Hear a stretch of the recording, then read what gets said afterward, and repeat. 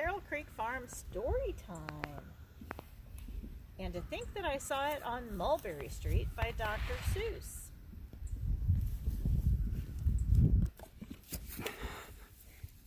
When I leave home to walk to school, Dad always says to me, "Marco, keep your eyelids up and see what you can see." But when I tell him where I've been and what I think I've seen, he looks at me and sternly says, "Your eyesight's much too keen. Stop telling such outlandish tales. Stop turning minnows into whales." Now, what can I say when I get home today? All the long way to school and all the way back, I've looked and I've looked and I've kept careful track. But all I've noticed, except my own feet, was a horse and a wagon on Mulberry Street. That's nothing to tell of. That won't do, of course. Just a broken down wagon that's drawn by a horse? That can't be my story. That's only a start. I'll say that a zebra was pulling that cart. And that is a story that no one can beat when I say that I saw it on Mulberry Street. Yes, the zebra is fine, but I think it's a shame. Such a marvelous beast with a cart that's so tame. The story would really be better to hear if the driver I saw was a charioteer. A golden blue chariot's something to me, rumbling like thunder down Mulberry Street. No, it won't do it all. A zebra's too small. A reindeer is better. He's fast and he's fleet, and he'll look mighty smart on old Mulberry Street. Hold on a minute, there's something wrong. A reindeer hates the way it feels to pull a thing that runs on wheels. He'd be much happier instead if he could pull a fancy sled.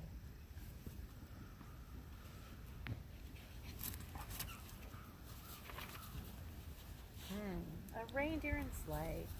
Say anyone could think of that. Jack or Fred or Joe or Nat. Even Joe could think of that.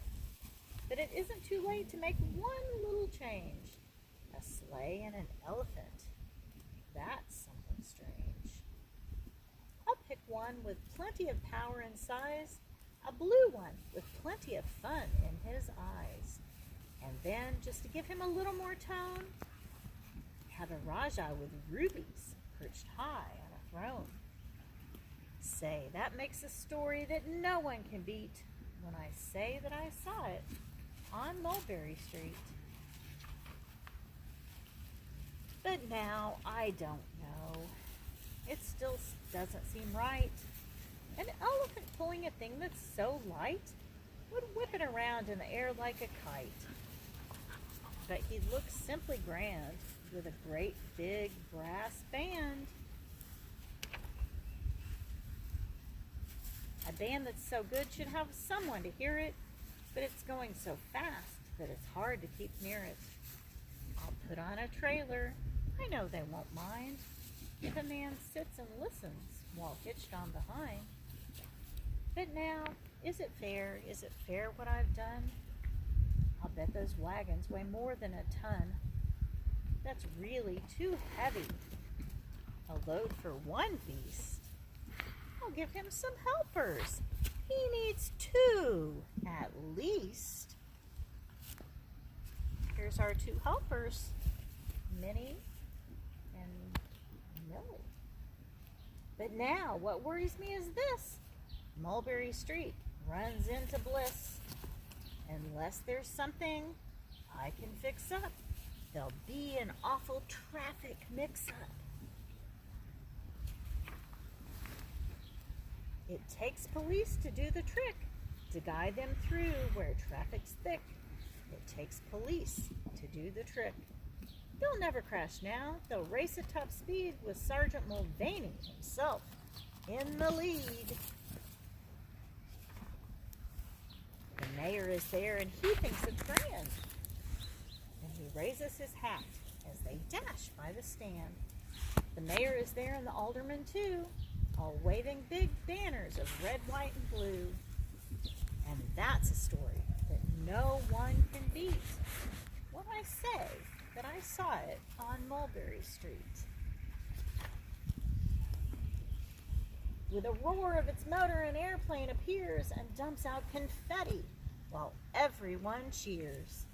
And that makes a story that's really not bad, but it still could be better. Suppose that I add a Chinese boy who eats with sticks, a big magician doing tricks, a 10-foot beard that needs a comb. No time for more. I'm almost home. I swung round the corner and dashed through the gate. I ran up the steps. I simply felt great, for I had a story that no one could beat. And to think that I saw it on Mulberry Street. But Dad said quite calmly, "You can just strap your stool and tell me the sights on the way home from school. There's so much to tell, I just couldn't begin." Dad looked at me sharply and pulled at his chin. He frowned at me sternly from there in his seat. Was there nothing to look at? No people to greet? Did nothing excite you or make your heart beat?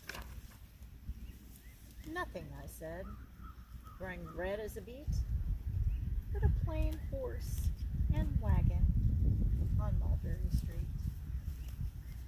The end.